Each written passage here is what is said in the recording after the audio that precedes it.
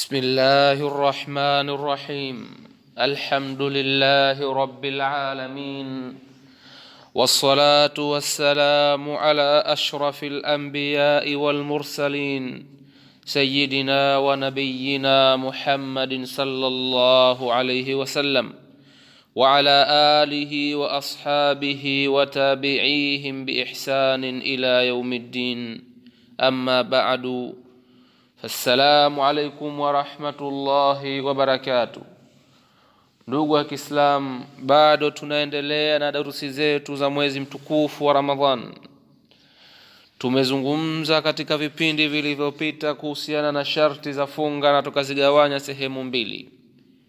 Tumemaliza sehemu ya kwanza, leo tunaingia sehemu ya pili ambayo kuwa ni sharti za kusihi funga.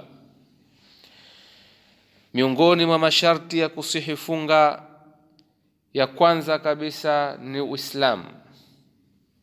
Tunamuomba Allah subhanahu wa ta'ala atujalie tuwe waislamu ambao kuwa zitakubaliwa ama yatakubaliwa matendo yao, kwani Uislamu ni sharti ya kusihi ibada zote, wala siyo sharti ya kulazimu ibada. Kwa hivyo ibada ni wajib kwa watu wote washofikia katika taklif, wakiwa ni waislamu au si waislamu, isipokuwa hazitosihi ibada na kukubaliwa isipokuwa kwa waislamu, kama Mwenyezi Mungu alivyosema, وَمَنْ يَبْتَغِ غَيْرَ الْإِسْلَامِ دِينًا, yoyote atakayejichagulia dini isiyokuwa ya Uislamu, falan yuqbala minhu, haitokubaliwa kwake.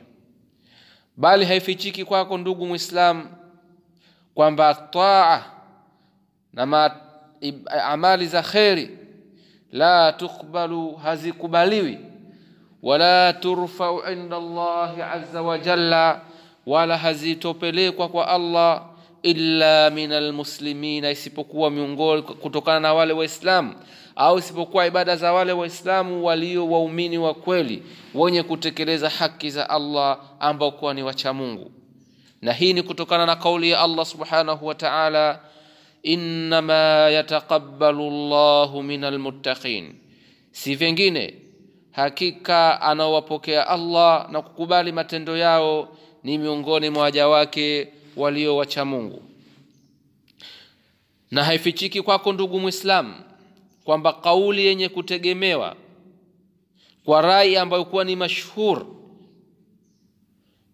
kwamba washirikina wanatakikana kutekeleza vipengele vya sheria kama anavyotakikana kutekeleza asili ya sheria. Kwa hivyo kutokana na hilo, washirikina wanazungumzishwa ama wanatakikana kutekeleza vipengele vya sheria. Fayambaghi lilmuslim, katika hili basi inampasa Muislamu katika hali hiyo ajiepushe na kumpa chakula asiyekuwa Muislamu katika mchana wa Ramadhan, kwa sababu wao wanatakikana wafanya ibada hii ya funga, japo kuwa kwa wao haitosihi kutokana wamekosa sharti ya kusihi ambayo kuwa ni Uislamu, kama tulivyotaja kwamba Uislamu ni sharti ya kusihi funga wala siyo sharti ya kulazimu funga. Tunamuomba Allah atuelimishe tusiyoyajua na atujalie kuyafanyia kazi tunayoyajua. Innahu waliyu ala dhalik. Wassalamu alaikum wa rahmatullahi wa barakatuh.